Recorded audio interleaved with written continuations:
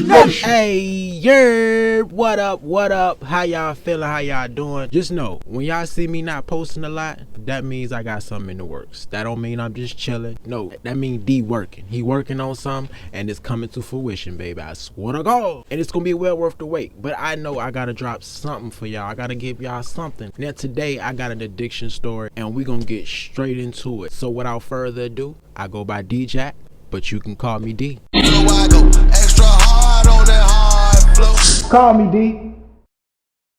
This is the year 2015. I'm 23 years old. My girl, she 3 years older than me, so she 26. And we living in that good old Greenwood. And this is one of the best times of my life right now. It was just, everything was aligned. Like all the stars was aligned and just made this day a fire day. So I'm working at the post office, but I'm off for the next 2 days. It's a Friday. I'm off on Fridays and Saturdays. And the day before was payday. And also around this time, I don't know if I ever told y'all, but I was a crazy Wiz Khalifa fanatic. I still am. I still love Wiz, but all I listened to was Wiz. And if I wasn't listening to Wiz, it was old school shit. It was old school 3 6 Mafia and Hot Boys, because the music that was coming out then, bro, I couldn't really, you know, it won't catch my vibe. And I was a young nigga then, you know what I mean? I was 23. And the music just, I couldn't, you know what I mean? I couldn't get with it other than Boosie. I'm talking about, I can name almost, I ain't gonna say every album, but Rolling Papers 1 and 2, Cabin Fever 1 and 2, 28 Grams, ONFIC, Flight School, Show and Prove, Deal or No Deal. But probably one of the best albums out of all of them, Mac and Devin Goes to High School. I ain't saying it's the best albums, but for the time that I'm talking about, it definitely fit the theme. It was the theme music to how we was living at the time.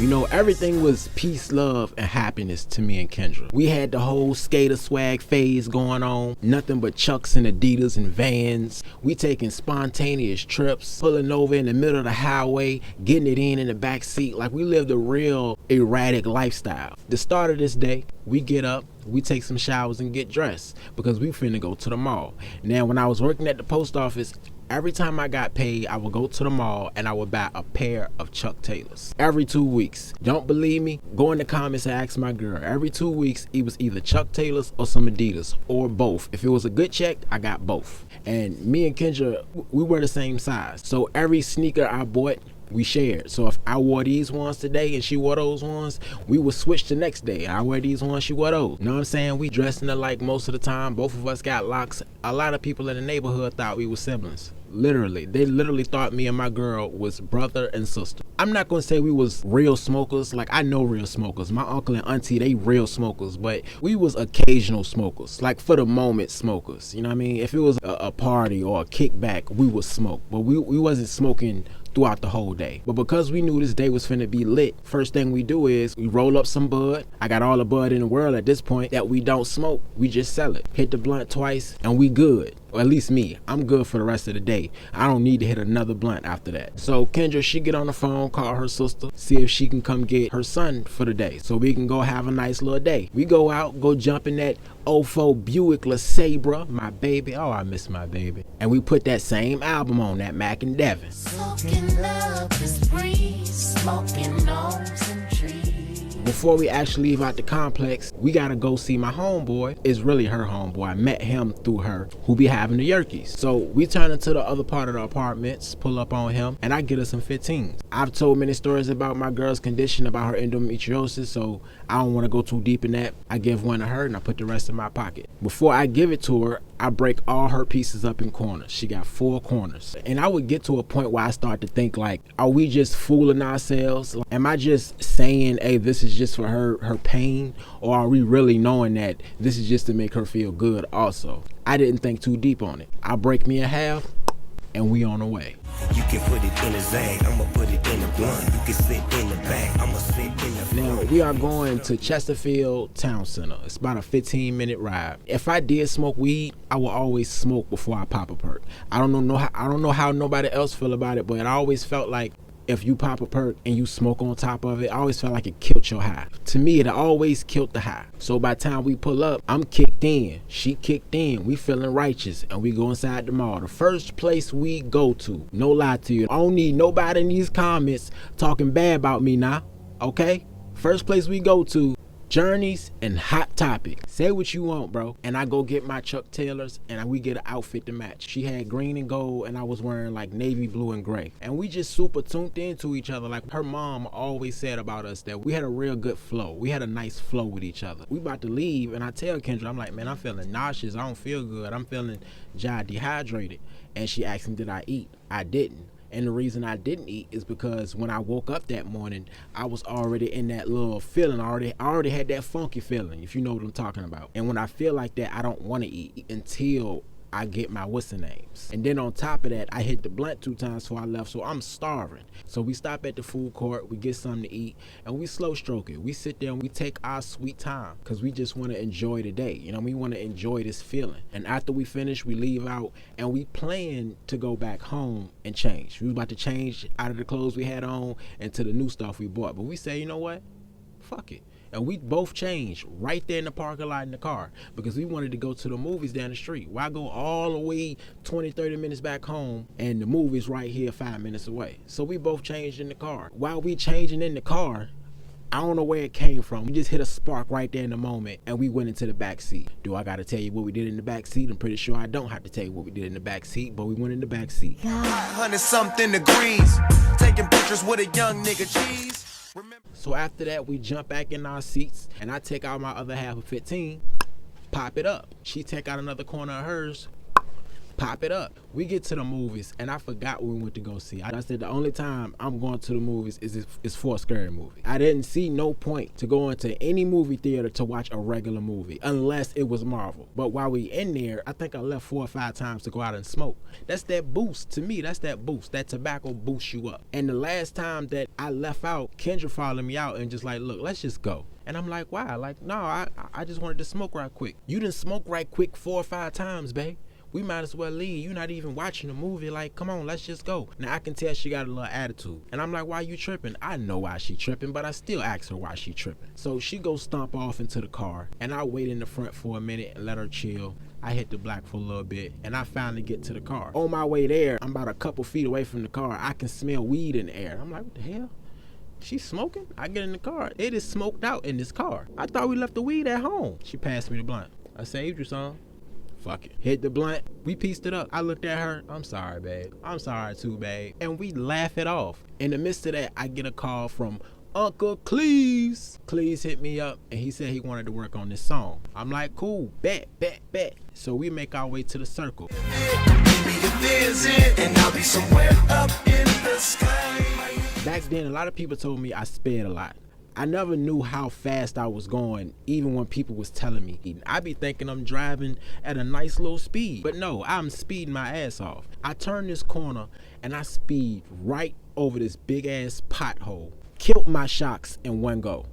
Killed my shocks and I felt it. As soon as I hit the pothole, I can feel the whole backside of my car drop. And it almost felt like it just stayed there. So when we pulling up at the circle, I drop her off first so she ain't gotta walk from the parking lot and I go park. She can tell the car is bouncing. When I get out the car and I'm about to follow her in the house, she said, babe, I said, what's up? And you look like you from the West Coast. I'm like, what? The West Coast, your car is bouncing up and down. Every time when you turn, you was bouncing. I'm like, for real? She's like, yeah. Oh, that shit kind of cool, ain't it? Yeah. We bust out laughing. Thought that shit was a joke, bro. Didn't even get it fixed. That problem came back to bite me in the ass a couple months later because I didn't get it fixed to the point my trunk was on the ground, scraping the ground because I didn't get my shocks fixed. We make our way in the house and we go work on this song. After we finish working on the song, we say, you know what? Let's go to the studio. Spur of the moment. I go in my pocket. This time, I take a whole one. Now, I didn't see her take no more after that second one. At this point, I'm in my own zone. Let's go. And we tag team this song. 4 of us on one song. One night, one fight. Let your dog lay his bone like, ooh. The family clique. That's the real family clique. We leave the studio. I tell the engineer to send me the song. We dapping up. Everybody saying bye. Yeah. Holla at you later. And we make our way home. I wanna go study. Baby, would you be my buddy? We 3 minutes away from the house. And we run out of gas. Pocket full of money. Ran straight out of gas. Wasn't even paying attention to the gas gauge. We had to gauge when it was on E because when it's full, it looks like it's a third of a tank. And we just in the car looking at each other. and bust out laughing. Everything was funny that day, even the bad times. She go in her purse. You still got some? Still got some what? You still got some, what's the name? Some, I'm like, hell yeah. Oh, I'm about to take mine. Shit, I'm stressed. Say, oh, you stressed, huh? I'm stressed too, babe. So she take one of her corners.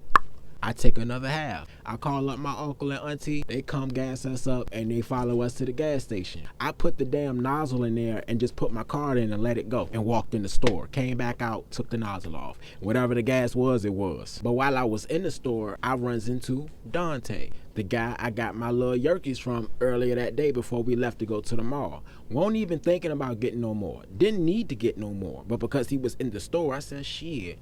Bro, you got something on you right now? He was like, hell yeah, you already know I got something on me. He was a New York dude, a smooth New York type nigga. He had the curly straight hair, light skinned dude. His whole swag said New York. You just knew he was from New York when you seen this nigga, straight up. I always wondered where the hell he got these jerkies from.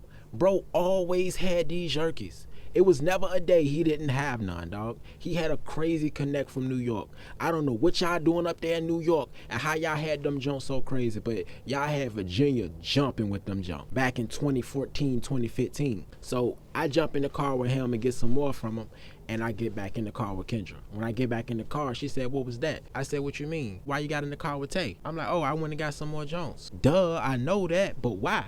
Don't you still got some? Yeah, but you know, I'm thinking about. She like, all right, babe. All right, come on, let's go. Don't ruin my night. All right, cool.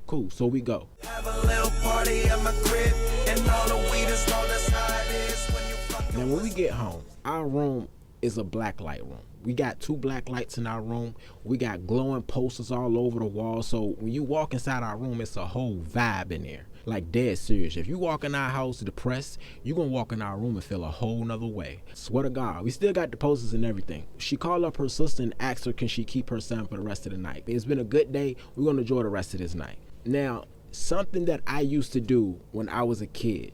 When I was a kid with my brother, my older brother, we used to make cover bubbles. I don't know if y'all know what cover bubbles are, but you take a big ass box fan. It gotta be a big fan now. One of them box fans from Family Dollar, and you take a light sheet, gotta be a sheet, can't be a heavy cover, and you tuck it on all the corners of the fan, and then you close all the openings around the cover on the bed. So now you got this big ass bubble of air on the bed. And we would sit under that bubble, popping up, watching battle rap the whole goddamn night. So before we get into our cover bubble, we play the rest of that Mac and Devin album. And one of our favorite songs come on, and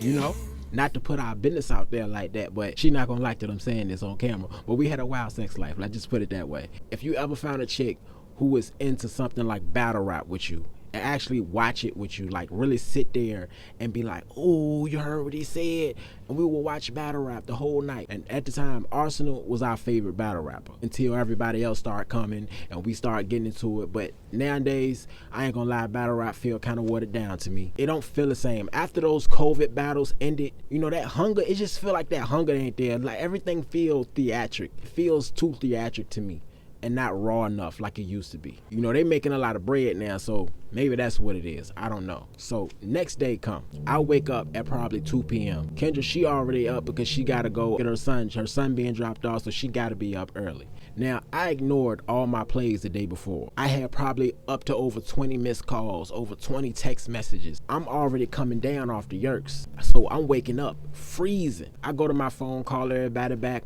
text everybody back so they can come through and get what they gonna get. Half those people didn't come because they got what they wanted from somebody else, most likely my whole ass neighbor. But anyway, I then go check my account. The whole day yesterday, I didn't check my account. I didn't see how much I was spending. I didn't look at the price. I just knew I just got paid, and I knew it had to be $800-900 check. I already knew that. I counted up my hours. So when I checked my account, I had $146. What? And I know y'all done this before. You look at how much money you spent on your account and you trying to go in your mind and see what you spent and how much money you took out the ATM, and I'm going through it. I'm like, oh, okay, I did that.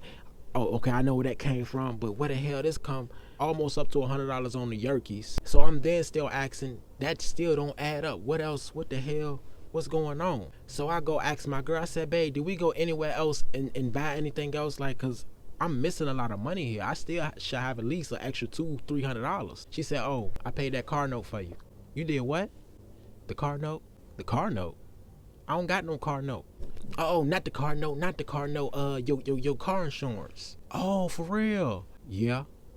Cause I know how you are. I know when you get your money and you start buying shit, you start forgetting about all the important stuff you got to take care of. So I went ahead and did it. Boom, and you paid your car insurance that month. I'm like, all right, appreciate it, babe. Because if I would have woke up that day and saw that extra money with that $46, I probably wouldn't have paid the car insurance. I wasn't even thinking about it.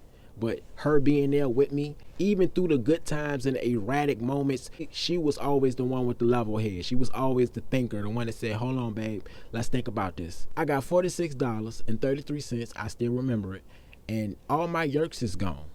And I got a quarter of weed left. I remember buying more yerks from Dante that night. And so I'm like, ain't no way I popped the rest of them yerks. Ain't no way. But sure as shit, my girl told me I did. She still had her corners left from last night. The ones I had plus the more I bought, I took all of those through that whole night. I didn't fall asleep until about 5 that morning. So now that I'm basically broke with $46, I gotta make some shake for another 2 weeks. And I always repeated this cycle because the 2 weeks prior was so hard and stressful that now that I finally got some money, I want to be free for the next 24 hours. I want to feel like I can do whatever I want. I done been broke last 2 weeks, struggling, scraping, striving for every goddamn thing. And not too long after checking my account, she started having a flare up. Her endo started acting up. So now I know I got to go get some more perks. I'm going through WDs. I done came down by now. So I buy a whole 30, a box of blacks, and a 2-liter ginger ale. And now I think I probably got about a good $5 left. And I throw that last $5 in the money bowl. If y'all remember any of my street stories about me selling weed, I used to have a bowl inside of our bedroom that every time a play came, I just threw the money in the bowl because I didn't feel like counting it. Threw the $5 in the bowl. And the cycle of addiction continues. Kendra, she reminded me of this day. And as bad as those times were for me and my addiction, I wouldn't change moments like those for the world. It was those times that made me fall in love with that woman. How not? Years later, I thought to myself, maybe I only felt like that because of the drugs. But every time I hear that Wiz album, I think about the time I spent with her more than the drugs I took. The message I want to leave with y'all is this, man. This story right here was not meant to make fun. It wasn't meant to excite or encourage drug use or nothing like that. You know, I know most of my addiction stories is serious with a sad undertone inside it, but it's really to show you how those good times, it's not even a drop in the bucket compared to all the bad times that you finna have. You know, when you high, the only thing that matters is those 24 hours that you are currently living in. So for everybody who wants to grow from those times, let's start thinking about all those 24-hour days that we still have to live for. And if you haven't found one yet, find you a partner to experience every single one with. You won't regret it, because how not spending it with a partner like her made those times 100 times better. And that's all I got. Y'all stay safe, y'all stay positive. Try to stay sober. If you ain't moving, you losing, my boy. And we out. Call me, D. Hustler talk, no comment though, just paper chase. Chasing my dreams, my nightmares ain't got no money.